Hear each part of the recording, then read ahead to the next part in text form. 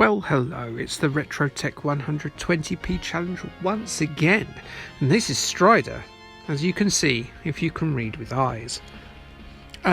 So Strider, one of Capcom's big name games of the late 90s, has you as a ninja who has to go to Moscow and kick up a stink. Actually, he travels all across Russia, actually thinking about it.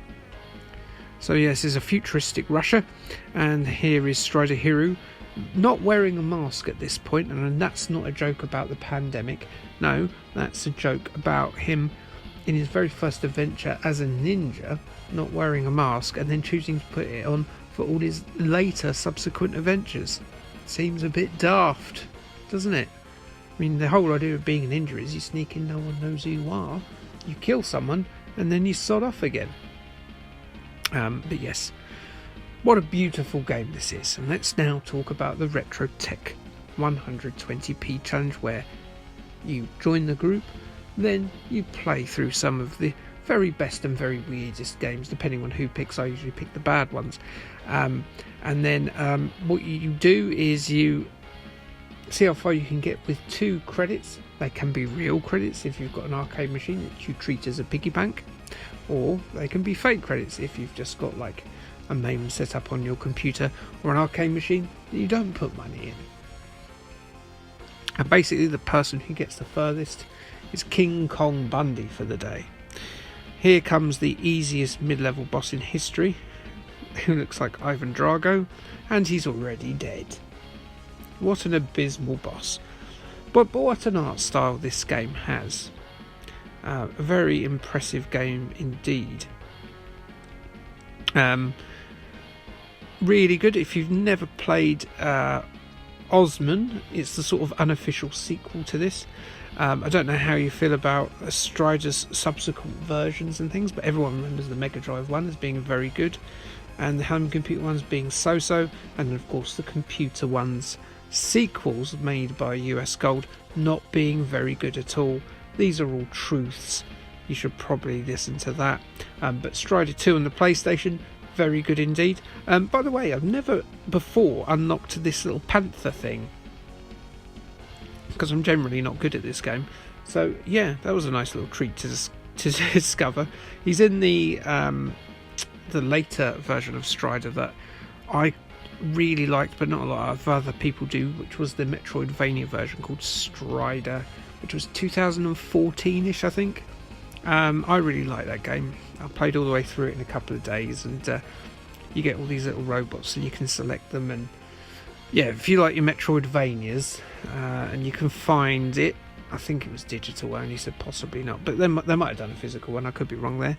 If they do it, then find it and play it, because I really liked it. It's certainly the closest in feel in terms of its ethos about this futuristic kind of Russian setting.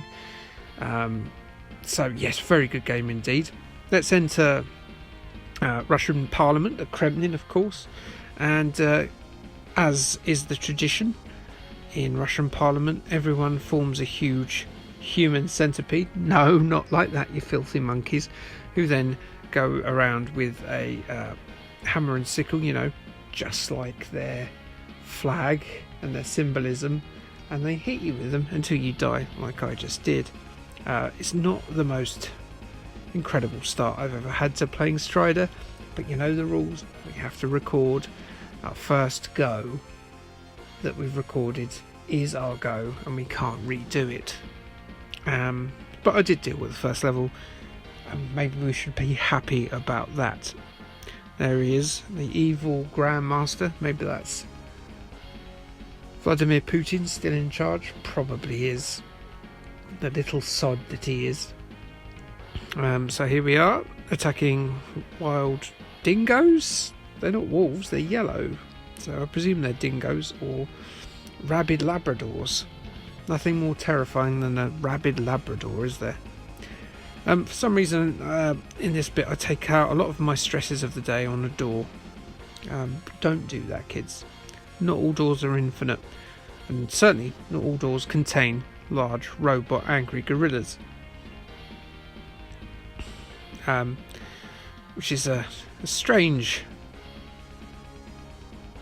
weapon for the Russians to make, but There he is. With his big robot Terminator head. Only he's a gorilla. Gorilla, interesting fact for you, if you like gorilla facts, is that gorillas are the animals with the smallest penis to body size ratio in the whole of mammalhood. Their penises only measure 3 inches. Which is very unfortunate, isn't it? No wonder they always look a bit pissed off. Go away, dingoes. I'm not sure about this one. You can't really see his penis, or indeed what the practicality of giving your robot gorilla's penis would be. So, Strider, really good game, incredible game in terms of its aesthetic and its play, and the real set pieces and the kind of almost Spider-Man-esque abilities of Strider to climb walls and things. However, it does have some downsides. The size of the sprites and what have you sometimes lead to a few situations where you just get hit by stuff that just appears on screen, which, you know, isn't brilliant. I will still stand by this as being one of my favourite games. It's certainly the reason I wanted a Mega Drive, I'd say, before I had one. I saw this around someone's house who got like grey imports of Mega Drives really early, and this was, of course, a game that came out in the first year or so, and was definitely the game that made me go, look, this is incredible. There's always a couple of games from that era where I go, this is blown my mind, I need this console. The other one I always think of is Contra 3, when that plane strikes. This is one of my favourite moments in games, this bit. So good, except I died. So I get to do it again. That's why I did it. It's not because I'm terrible at games, it's because I wanted to run down this hill again. But yeah, this is like action film stuff. Incredible. There you go. So now we get to, I think it's supposed to be like an oil rig, but it's a thing that generates sort of, maybe it's a power station. That's what it is, isn't it? Because it generates power. We get to the bit with all the loose electricity in a minute. Yep. So yeah, incredible game this.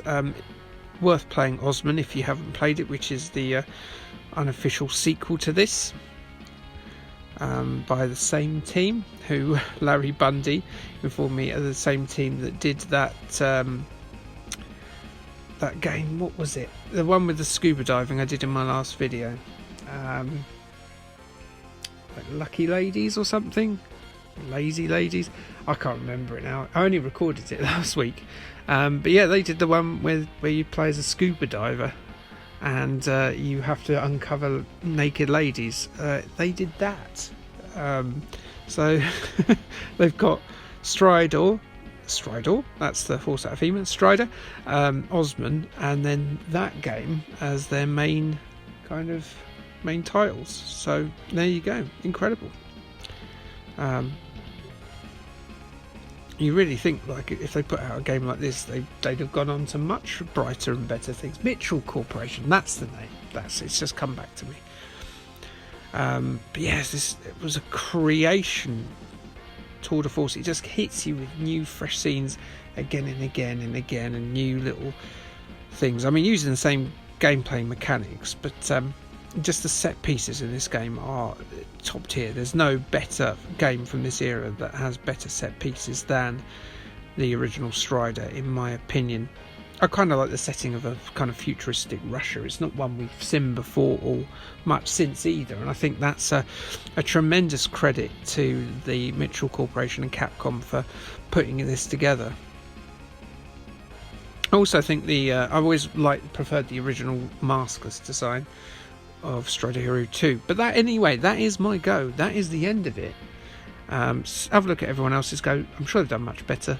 And K and thanks and bye.